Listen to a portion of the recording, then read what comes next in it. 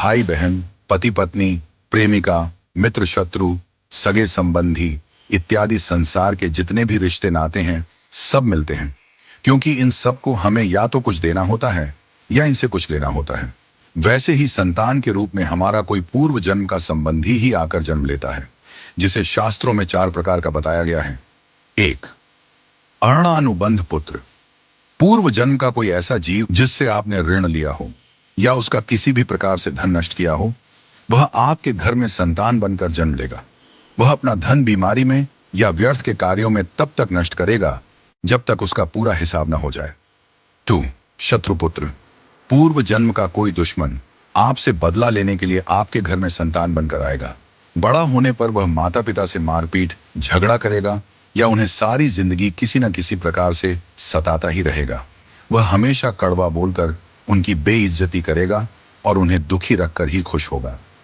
3. उदासीन पुत्र। इस प्रकार की संतान न तो माता पिता की सेवा करती है, न ही कोई सुख देती है। वह उन्हें उनके हाल पर मरने के लिए छोड़ देती है। विवाह होने पर यह माता पिता से अलग हो जाते हैं और उनकी चिंता नहीं करते। 4. सेवक पुत्र। पूर्व जन्म में यदि आपने किसी की खूब सेवा की है, तो वह अपनी की हुई सेवा का ऋण उतारने के लिए आपकी सेवा करने के लिए पुत्र बनकर आता है। जो बोया है वही तो काटोगे। यदि अपने माता पिता की सेवा की है, तो ही आपकी संतान बुढ़ापे में आपकी सेवा करेगी, वरना कोई पानी पिलाने वाला भी पास ना होगा। आप यह न समझें कि यह सब बातें केवल मनुष्य पर ही लागू होती हैं। इन 4 प्रकार में कोई भी जीव आ सकता है। यदि आपने किसी गाय की निस्वार्थ भाव से सेवा की है, तो वह भी पुत्र या पुत्री बनकर आ सकती है। यदि आपने गाय को स्वार्थवश पालकर उसके दूध देना बंद करने के पश्चात उसे घर से निकाल दिया हो, तो वह ऋणानुबंध पुत्र या पुत्री बनकर जन्म लेगी। यदि आपने किसी निर्दोष जीव को सताया है, तो वह आपके जीवन में शत्रु बनकर आएगा।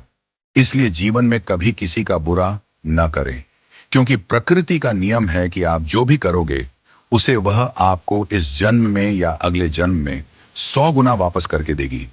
यदि आपने किसी को 1 रुपया दिया है, तो समझो आपके खाते में 100 रुपया जमा हो गए हैं। यदि आपने किसी का 1 रुपया छीना है, तो समझो आपकी जमा राशि से 100 रुपये निकल गए। जरा सोचिए, आप कौन सा धन साथ लेकर आए थे और कितना साथ लेकर जाओगे। जो चले गए वे कितना सोना चांदी साथ ले गए। मरने पर जो सोना चांदी धन दौलत बैंक में पड़ा रह गया, समझो वह व्यर्थ ही कमाया। औलाद अगर अच्छी और लायक है, तो उसके लिए कुछ भी छोड़कर जाने की जरूरत नहीं है, वह खुद ही कमा लेगी। और औलाद अगर बिगड़ी या नालायक है, तो उसके लिए जितना भी धन छोड़कर जाओ, वह चंद दिनों में सब बर्बाद करके ही चैन लेगी।